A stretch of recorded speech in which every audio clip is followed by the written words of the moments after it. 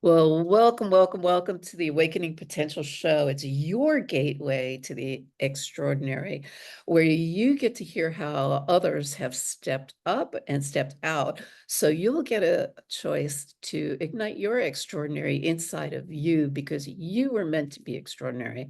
Today we're featuring, excuse me, Terry Tucker, who has been mastering turning everyday moments into milestones of wisdom. He is a motivational speaker. He talks on topics of motivation, mindset, and one of my favorites, self-development. He's also an author of a few books. We'll talk about that today. He's had many fascinating jobs, and my eye just went to SWAT team and all of this.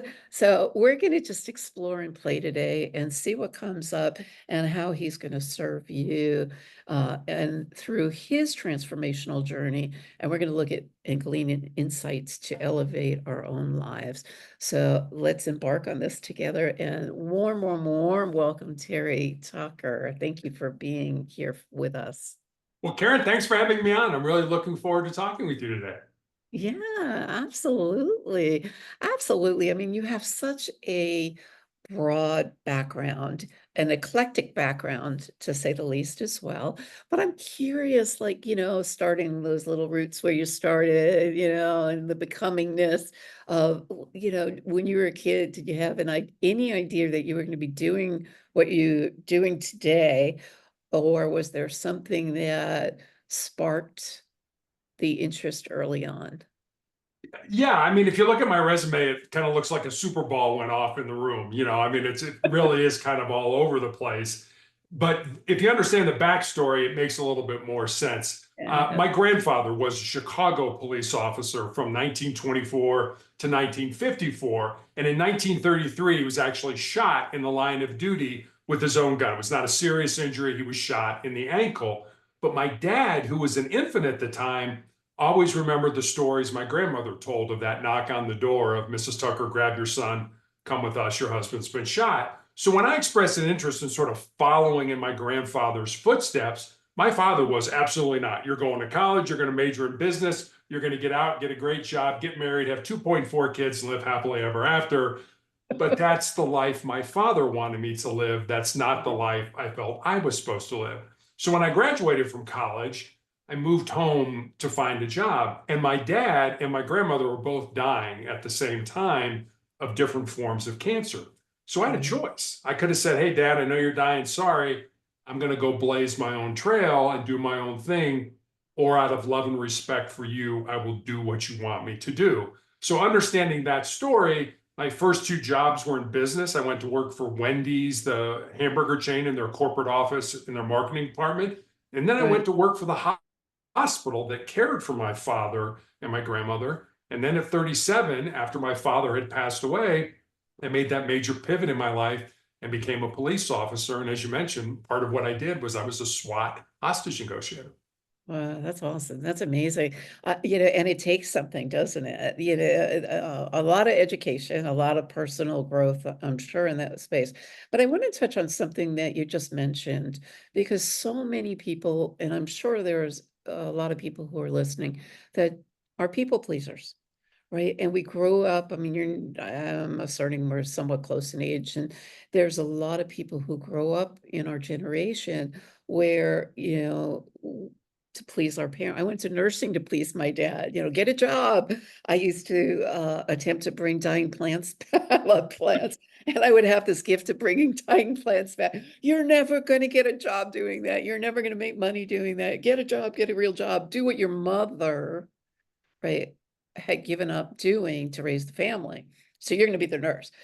And I went into it, and I loved it while I was doing it, but I was doing it for other people. Mhm. And that's what I heard you say. So one of the things I really encourage people to do is, like, like you said, blaze your own trail. And, it's tough sometimes. It's really tough when we have the expectations of our parents, and it takes something to open our mouths and say, because I wasn't one of those people back in the day that, like you, it was probably after a major experience and my dad had already passed that I stepped into doing what I'm doing today as well. and I'm wishing I did it sooner. So, Yeah, and I think, and you would probably agree with this. I think one of the things I'm most proud of in my life is that I never let my dream die. I right, could have said, "Hey, I'm making good money. I'm going to eight to five Monday through Friday hospital administrator." But I right, said, "No, I'm going to give that up, and I'm going to go down, be the bottom of the barrel, work the night shift, do all that other kind of stuff, mhm, because that's what I felt my purpose in life was." It took me a while to get there, but yeah. it was something that I'm so proud that I never let that dream die. Absolutely not. And that, I think, is what really keeps it going. Because when you're living your dream and your passion, it's just so much opportunity and possibility shows up. Yeah. So continue. You have a fascinating story. Yeah, so I do the business side. I go into law enforcement. When my law enforcement career is over, I started a school security consulting business. I coach girls high school basketball when we lived in Texas. But for the last 12 years now, a little almost over 12 years, I've been battling a rare form of cancer, a rare form of melanoma that has seen my foot amputated in 2018, my leg amputated in 2020, right in the middle of the COVID pandemic. And I still have tumors in my lungs, which I'm treated for every 3 weeks. So, I think if you look at my life, so much of what I did was physical. What I left out is I was a college basketball player, went to college on a basketball scholarship. So I'd done so many physical things in my life. And now I'm in a wheelchair and I don't have a left leg. And the way I balance that is I think when you can't do what you're good at, you do what's important in life. And I really feel for the last 12 years now, I've been doing what's important, certainly for me, but it's not really, and you and I talked about this before we started, it's really not about us. It's about what we can give and how we can help other people develop and be better human beings with the understanding that, hey, I don't have all the answers, but I have some things that have worked for me that I just like to offer to people with, hey, if it works for you, then by all means incorporate it in your life. If it doesn't, then find out what works for you and incorporate that into your life.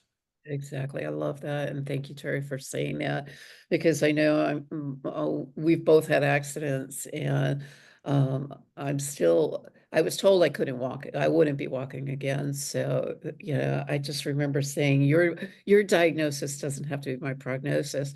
And I have been challenged and I am walking. But it's made me, I think part of what we give back and, looking at your resume, so to speak, you've authored books. So what that tells me is you've risen above your challenges as well, because for me, attitude is everything, right? And when we're giving back at that level, we're giving back that piece of us that even though I have pieces within missing, and you've got things missing, we I don't want to say compensate, but it is a sense of compensation, but it empowers us to become stronger to give back. Tell us a little bit about your journey, if it's okay, if you want to talk about it. And then the books, are they related to that? Yeah, so I have a rare form of melanoma, and most people think of melanoma as too much exposure to the sun, and it affects the melon, the pigment in our skin. Mine has nothing to do with sun exposure. It's a rare form that appears on the bottom of the feet or the palms of the hands. Mine appeared on the bottom of my foot when I was coaching girls' high school basketball in Texas. And initially, I didn't think much of it because as a coach, you're on your feet a lot. But Mm, after a few weeks of this callus that had broke open on the bottom of my foot not healing, I made an appointment and went to see a podiatrist, a foot doctor friend of mine. And he took an x-ray and he said, Terry, I think you have a cyst in there and I can cut it out. And Karen, he did. He showed it to me. It was just a little gelatin sac with some white fat in it, no dark spots, no blood, nothing that gave either one of us concern. But fortunately, or unfortunately, he sent it off to pathology to have it looked at. And then 2 weeks later, I get the call from him. And as I mentioned, he's a friend of mine.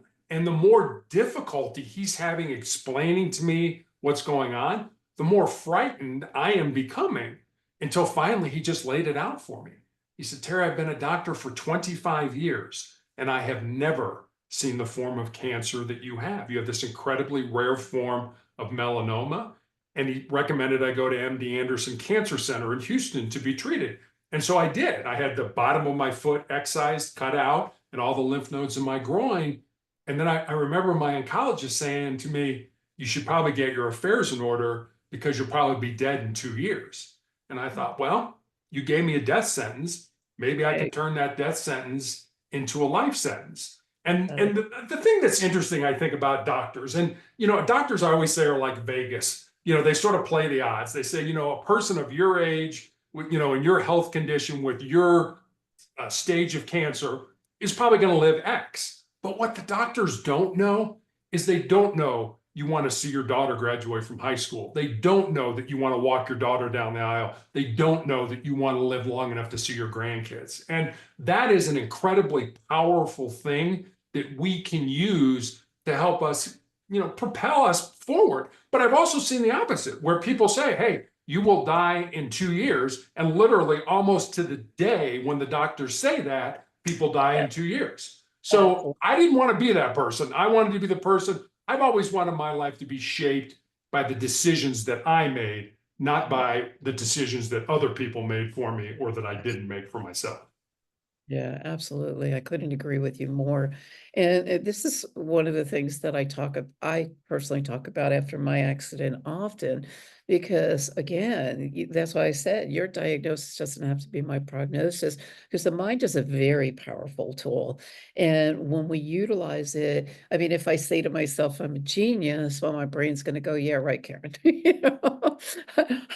I'm not stupid, but I don't know necessarily genius quality, but the thing is, until I start really ingraining it in my brain that, yeah, I mean, I could be a genius at certain things, and maybe I am a genius, and looking for evidence and such, my brain is going to start creating new neural pathways that are going to say, Karen is a genius. And, all of a sudden, I'm going to start stepping into that space of rewiring my nervous system and start believing that and this is where anything can become possible.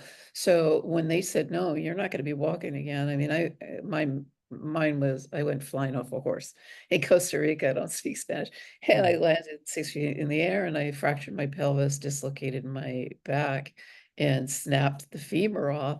And they were like, "Oh, that's a rock kind of thing." And I went, no, no, my body's healing every day in every way. And I just, every moment, I was like constantly repeating that. That was my affirmation. I don't know if you had an affirmation that you were using to get through your journey. Was there anything that you could remember that? Yeah, I mean, I think when I was initially diagnosed, I went through all the stages we would associate with grief. First it was denial. I mean, when my father died, it was like, I'm doing everything right. I'm eating right. I'm exercising. I'm not abusing drugs or alcohol. I'm seeing I'm doing everything right. So Uh-huh, first it was denial. I can't possibly have cancer. And then it uh, was anger. I can't possibly have cancer. I've done everything right in my life. And then there was a period of bargaining, with God, so to speak. Our daughter was in high school when I was diagnosed. And it was like, okay. hey, God, just let me live long enough to see her graduate from high school. And then I absolutely got down. I got depressed. I felt sorry for myself. But then I kind of came out the other end. And this was, I remember this and I still think about it all the time. This sucks, but I'm going to have to embrace the suck. I do not like the cards that I've been dealt, but I'm going to have to play these cards to the best of my ability. And that's really what, you find meaning in your misery is really what it comes down to. You find a reason while I'm still here. And I have a very strong faith in God. And I think God uses my infirmity to show other people his power, his greatness, his love, his mercy, his respect, and things like that. So I think I'm sort of a tool, for lack of a better word, that God is using to make other people understand that they can do so much more than they ever thought they could. Absolutely. So was that what inspired your books? I mean, the books were so Sustainable Excellence was really the first book. I never wanted to write a book, never expected to write a book. I mean, there's an old joke that says when we talk to God, it's called prayer. When God talks to us, it's called schizophrenia. So God never talked to me and said, hey, Terry, write a book. Right, right. What God did is put enough people in my path that started to make the same suggestion over and over and over. And that's happened to me before. And I think Right. I'm old enough and smart enough now that I pay attention when that happens. And so Sustainable Excellence is really a book born out of two conversations I had. One was with a former player that I coached in high school who had moved to the area in Colorado with her fiance, where my wife and I live. And the four of us had dinner one night. And I remember saying to her after dinner that I was excited that she was living close and I could watch her find and live her purpose. Karen, she got real quiet for a while. And she looked at me and she said, "Well, Coach, what do you think my purpose is?" I said, "I have absolutely no idea what your purpose is, but that's what your life should be about. Finding the reason you were put on the face of this earth. And there is a reason, using your unique gifts and talents and living that reason." So that was one conversation. And then I had a young man reach out to me on social media from college, and he asked me what I thought were the most important things that he should learn, not to just be successful in his job or in business, but to be successful in life. And I didn't want to give him the get up early, work hard, help others. I didn't want to give him sort of the cliches that we already know. So I spent some time and was taking some notes and kind of came up with these 10 principles. And so I sent them to him.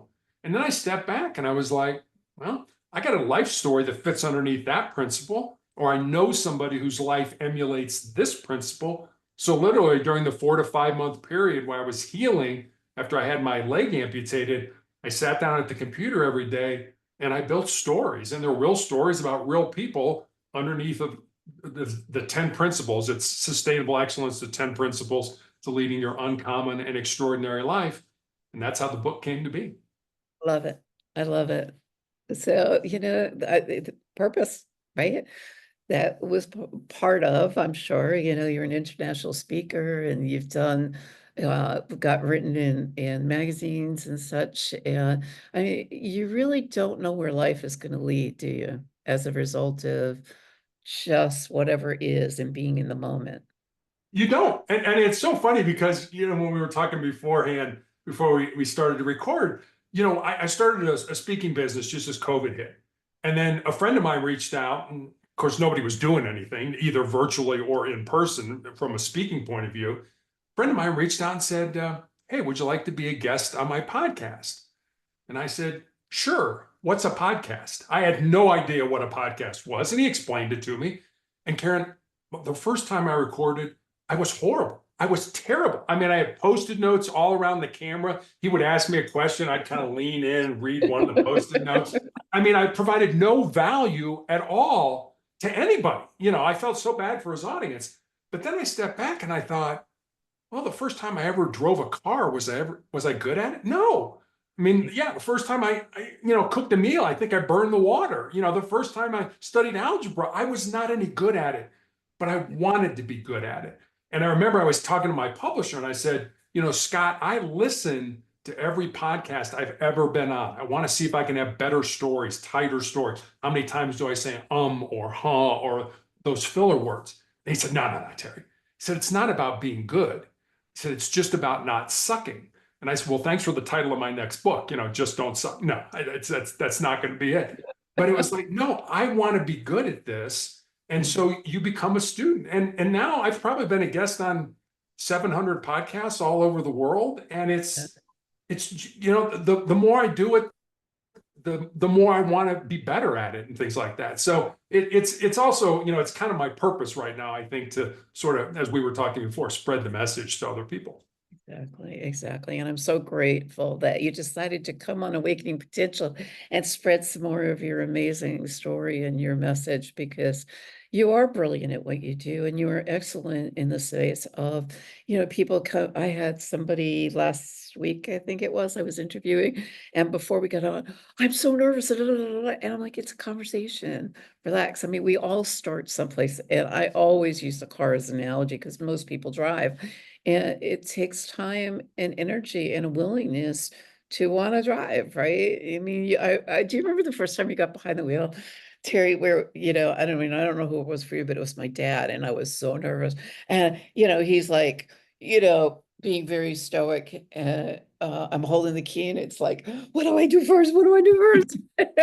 And then the second time, it's like, okay, was it the key? Was it the seatbelt? And now, I mean, think about it, fast forward. I mean, we don't even think about it anymore. We've We created. don't. But it's so funny. I was on a podcast with a gentleman who was a former NFL player, National Football League, reached the pinnacle of professional sports. And when we were done, we were talking, and his name's Marcus. And he said, Terry, when I first started my podcast, I didn't think anybody would pay attention. Didn't think anybody would care what I had to say or what my guests had to say. And I was like, Marcus, you reached the pinnacle of professional athletics. I mean, this guy's like 6'6", like 310 pounds. I said, how could you not think people would think what you had to say mattered?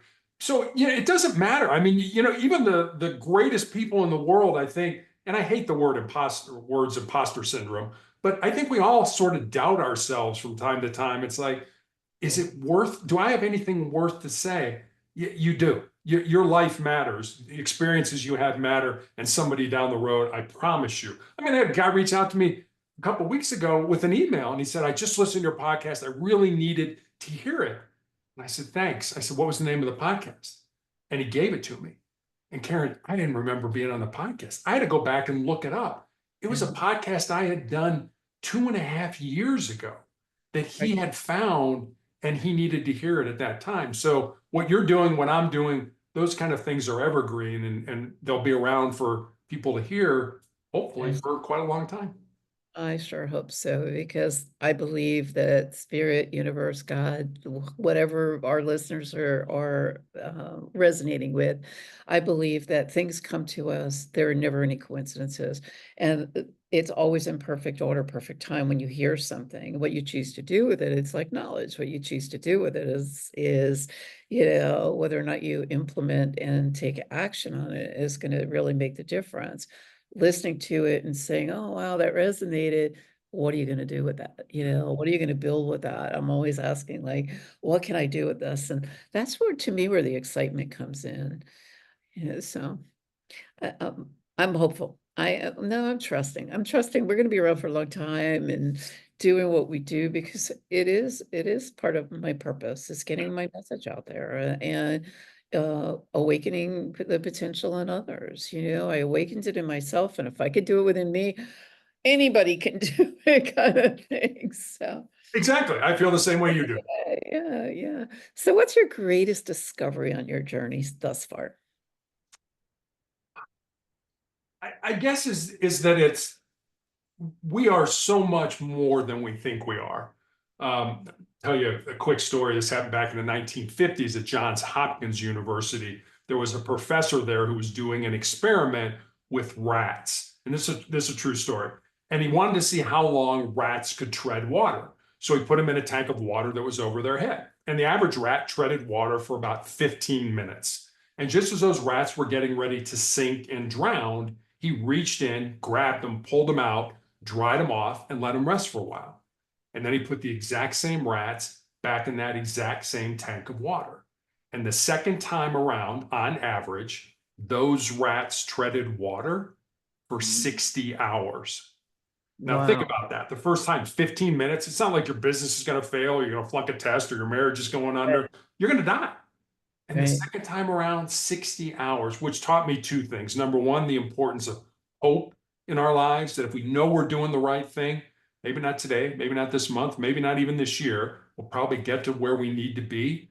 And the second thing that it taught me, and it's taught me, I've learned this so much through this cancer battle, is that you are so much more than what your body is. Your brain tells you this hurts, it's uncomfortable, stop doing it. And we listen to that. But your body can handle so much more than you ever thought it could. Now, don't get me wrong, I think we all have, a breaking point, but that breaking point is so much further down the road than we ever give ourselves credit for. I agree, 100%, 100%. As we get close to wrapping up today, Terry, what is something you'd like to, like, I call them pearls of wisdom, those little, um, pearls that will leave the audience like really thinking and saying, wow, like if I wrap myself around that, my life will be so much more enhanced. What is that pearl for you? It's this, and I talk about this a lot. There was one of our most prolific writers, a guy by the name of Ernest Hemingway, wrote a lot of books, but one of the books he wrote was called Farewell to Arms. And it's a semi-autobiographical book about his time as an ambulance driver for the Italian army during World War I. And there's a line in that book that I absolutely love. And the line is this: life breaks everyone. And afterward, many are stronger at the broken places. And I think that's such a metaphor for life. Just like if you were to break your arm and a doctor would set it, put it in a cast, when that arm heals, it'll be stronger at that place where it was broken. Just like if something happens to us in life, and things happen. You know, people close to us die, we get unexpectedly let go from our job, we find out we have a chronic or a terminal illness. You will be so much more resilient if you can take that pain, keep moving forward, and come out the other end a stronger and more determined individual. Absolutely. I love that. And what a great quote. I love that. I might have to revisit that one. But yes, thank you. So, also, I know you and I had talked. You have a free gift for the listening audience. All of your contact information for anybody that wants to reach out for you to you, excuse me, will be in the show notes, as well as a link for this free gift. And what is it? Tell us. Yeah, if you send me your email address, I'll send you a PDF copy of Sustainable Excellence. And you can do that through motivationalcheck.com. Oh, perfect. And like I said, that'll be in the contact information as well. Thank you, thank you, thank you, Terry. Terry Tucker, what a pleasure. I loved your contributions today. It really, truly has been a pleasure. Well, Karen, thanks for having me on. I really enjoyed talking with you. Yeah, as well as do I, and I look forward to catching up with you in the future. We never know, we might be making it around again a second time, third time, who knows, you know? I go with the flow, but for our listening audience, thank you for joining us today on Awakening Potential Show. And as you step back into your world, remember the bridge from ordinary to extraordinary is built with small steps of change and big leaps of faith. And let today's insights from Terry Tucker be a lighting guide for you as you navigate your own journey. And remember, you were born to be different. So make a difference. Let your life shine. Until next time, continue to awaken your potential and illuminate the extraordinary within. Stay inspired. Bye for now.